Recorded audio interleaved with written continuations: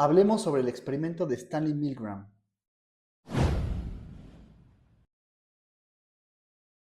En 1961, en la Universidad de Yale, el psicólogo social Stanley Milgram quiso estudiar la obediencia a la autoridad mediante un experimento. Se había inspirado en la obediencia que mostraron los nazis y en el concepto de la banalidad del mal de Hannah Arendt.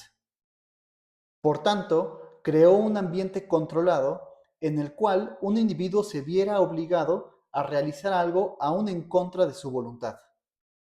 El experimento consistió en lo siguiente. Se le ordenaba a una persona que administrara un castigo mediante cargas eléctricas de distintos grados a una víctima, diciéndole que se trataba de un experimento de aprendizaje. Al final de su participación, se le informaba que las descargas eléctricas eran ficticias. Incluso, Milgram los llevaba con su víctima para que vieran que no había sufrido ningún daño. Milgram reclutó a distintas personas por medio de anuncios en periódicos locales. Los sujetos de estudio tenían entre 20 y 50 años. En total, participaron 636 personas en sus experimentos.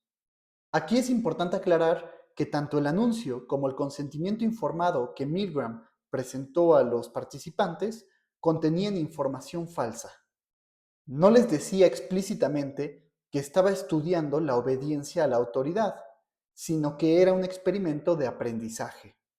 También había un engaño al decirles hasta el final que las descargas eran ficticias. Los resultados que obtuvo Milgram indicaron que el 66% de los sujetos aplicaron descargas eléctricas severas a otras personas con tal de seguir las órdenes. Pese a que al final del experimento se les explicó que estas descargas eléctricas eran ficticias, el haber pensado que eran capaces de hacer daño a otras personas con tal de seguir órdenes, tuvo varias secuelas psicológicas. En las primeras difusiones del experimento, la comunidad científica se mostraba sorprendida por los hallazgos de Milgram, pero fueron muy pocos quienes realizaron críticas y cuestionamientos éticos. Una crítica fue Diana Baumrind en 1964. Ella sugirió que los sujetos de experimentación tendrían secuelas psicológicas importantes derivadas de su participación.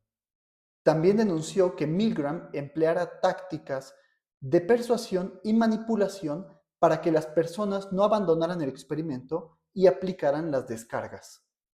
Otros autores también criticaron a Milgram por lo innecesario que era su experimento. Y es que, si quería estudiar la obediencia a la autoridad, tenía un sinfín de sucesos históricos que podrían analizarse. De hecho, él mismo había hablado de su interés por la obediencia de los nazis.